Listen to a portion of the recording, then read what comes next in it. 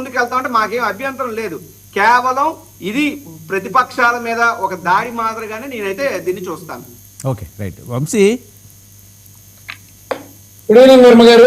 Okay, very good evening. Bharati గారి మీద మాట్లాడిన వాళ్ళు ఓకే చర్యలు తీసుకున్నారు, వెంటనే ఇమీడియట్గా యాక్షన్ తీసుకున్నారు. ఇప్పుడు ఈయన రాజీవ్ ప్రస్తావించినట్లుగా కిరాక్ ఆర్పి అవనియండి, లేకపోతే సీమరాజాలు కానీ వాళ్ళు చేసే కామెంట్ల మీద అది మీకు కనిపించట్లేదా, వినిపించట్లేదా, ఎందుకు చర్యలు తీసుకోవట్లేదు? పారదర్శకత ఎక్కడుంది? మీకు అధికారం ఉంది కదా అని ఓకే చెయ్యండి, మా డిజిటల్ బుక్ ఎలా ఉంది, ఎలాగన్నా ఉంది కాబట్టి మేము చూసుకుంటామని ఇండైరెక్ట్గా చెప్తున్నారు. సార్, ముందుగా మీకు, రాజీవ్ గాంధీ గారికి, అరుణ గారికి, 99 టీవీ ప్రేక్షకులందరికీ గుడ్ ఈవినింగ్. ఇప్పుడు రాజీవ్ గాంధీ గారు ఏమంటారంటే అది కేంద్ర పరిధిలో ఉంది, సుప్రీంకోర్టు గైడ్ లైన్స్ కూడా ఉన్నాయి, మేము ఇలాగే చేస్తాం అనేటట్టు అర్థం వచ్చేటట్లు అన్నారు. మళ్ళీ చెప్తా ఉన్నాం, ఫేక్ ప్రచారాలు చేస్తే మాత్రం తాట తీస్తాం, నో డౌట్. అందులో ఫేక్ ప్రచారాలు ఏంటంటే అండి, అమరావతి మునిగిపోయింది, చంద్రబాబు నాయుడు గారు రైతుల్ని అనని మాటల్ని కూడా అన్నట్లుగా ఏఐ వీడియోలు చూపించడం, ఆ తర్వాత ఒక సామాజిక వర్గం పేరు పెట్టేసుకుని నెల్లూరులో కరెంటు పోయి 6 గంటలు అవుతుంది, నేను ఇంటర్వ్యూకి ప్రిపేర్ అవ్వాలి, 6 గంటల నుంచి కరెంట్ లేదు, ఇదే నా ఆఖరి అవకాశం, ఇది లేకపోతే నేను చచ్చిపోతాను.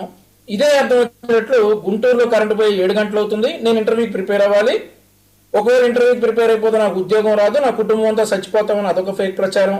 ఆ తర్వాత విజయవాడలో కూడా ఆ టైంలోనే కరెంటు పోతుంది, బేబీ డెలివరీ అవ్వడానికి రెడీగా ఉంది, ఆ బేబీ కనుక డెలివరీ అవ్వకపోతే తల్లి కూడా చనిపోద్ది, కరెంట్ ఇల్లు దయచేసి లోకేష్ గారు అని అదొక ఫేక్ ప్రచారం. ఇట్లాంటి ఫేక్ ప్రచారాలు చేస్తే డెఫినెట్లీ చర్యలు తీసుకుంటారు. అండ్ ఆల్సో రాజీవ్ గాంధీ గారు అంటా ఉన్నారు 2300 కేసులు పెట్టారనేసి. మాకైతే తెలియదు అన్ని కేసులు అయ్యాయని, అయ్యి ఉండవు కూడా. 2300 కేసులు పెడితే ఈ పార్టీ కంట్రోల్ అయిపోయేది. ఒకవేళ నిజంగా గనక ఎవరైనా ప్రభుత్వాన్ని విధానపరంగా ప్రశ్నించి కేసులు ఎదుర్కొంటే మాత్రం నేను గతంలో మీ డిబేట్లోనే నా నెంబర్ చెప్పా, నాకు ఫోన్ చేయొచ్చు, ఆ కేసులు ఎట్లాంటివి అయినా కానీ నేను చూసి, ఒకవేళ నిజంగా ప్రభుత్వాన్ని విమర్శించినట్లయితే, ప్రభుత్వాన్ని విధానపరంగా విమర్శించి బూతులు ఫేక్ ప్రచారాలు లేకుండా గనక విమర్శించినటువంటి కేసులు అయితే నేను పోరాడి ఆ కేసులు తీయించడానికి సిద్ధం అని చెప్పేసి మీ డిబేట్లోనే నేను చెప్పా.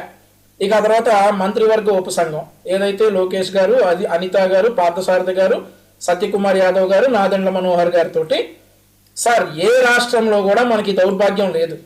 సోషల్ మీడియాలో ఫేక్ ప్రచారాలను అరికట్టడానికి ఒక ఉపసంఘాన్ని ఏర్పాటు చేశారంటే ఏ రాష్ట్రంలో కూడా ఈ దౌర్భాగ్యం లేదు, కేవలం ఆంధ్రప్రదేశ్ రాష్ట్రంలోనే ఉంది. ఎందుకుందో కూడా మనందరికీ తెలుసు. సో ఇక ఆర్పి, కిరాక్ ఆర్పి అండ్ సీమరాజా గురించి చెప్తా ఉన్నారు. సరే, వాళ్ళు నిజంగా ఆడవారిని విమర్శించినటువంటి మాటలుంటే చూపించండి. కిరాక్ ఆర్పి అనే వ్యక్తి గతంలో మరి రోజా గారితోనే ఆయన చేపల పులుసు షాప్ ఏదో ఓపెన్ చేయించుకున్నారు. ఆ తర్వాత ఆయనకు జరిగినటువంటి అన్యాయం ఆయన తెలుపుకున్నారు, ఆయన పోరాడుతూ ఉన్నాడు. సో ఇట్లాంటివన్నీ జరిగాయి. ఆ తర్వాత మరొక విషయం సార్, ఈ ఫేక్ ప్రచారాలతో పాటు మార్ఫింగ్లు, న్యూడ్ ఫోటోలు, బూతులు, వీటినేటిని కూడా సుప్రీంకోర్టు సమర్థించదు. అదే మాదిరిగా మరి ఏదైతే సెంట్రల్ గవర్నమెంట్ పరిధిలో ఉందని చెప్పి రాజీవ్ గాంధీ గారు అన్నారు, వారు కూడా సమర్థించరు. డెఫినెట్లీ ఈ ఫేక్ ప్రచారాన్ని అడ్డుకోవడానికి అయితే తాట తీస్తాం, నో డౌట్. అందులో మీరు పెట్టారు కదా, మీ హెడ్డింగ్ అదే కదా, ఫేక్ ప్రచారాలు తాట తీస్తామని. అందుకే అంటా ఉన్నా, ఫేక్ ప్రచారాలు చేస్తే మాత్రం ఊరుకునేది లేదు. ఈయన అంటా ఉన్నారు తెలుగుదేశం పార్టీ ఫేక్ ప్రచారాలు పుట్టిల్లు అని చెప్పి ఈయన రాజీవ్ గాంధీ గారు అంటా ఉన్నారు.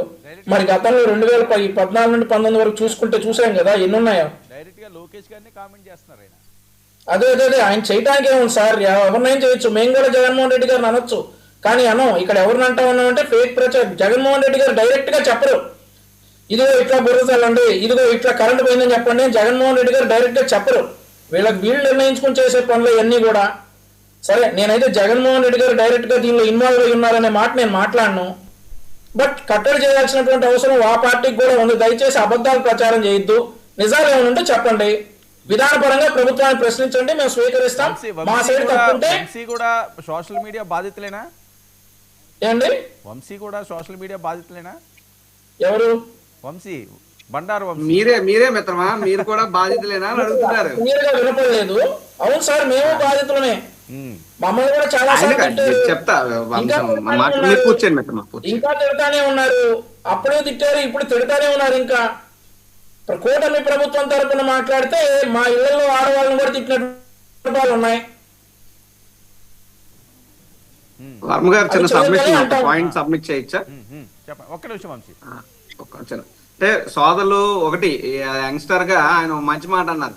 ఏదన్నా తప్పుడు విధమైనటువంటి కేసులు పెట్టినా, ఒకటి ఫేక్ ప్రచారం చేసినా, ఎవరిని ఇళ్లలో తిట్టినా, ఏదైనా అసభ్యకరంగా ఇది చేసినా తాట తీస్తా ఉన్నారు. Okay, I do welcome that. At the same time ఆయన ఏమన్నారంటే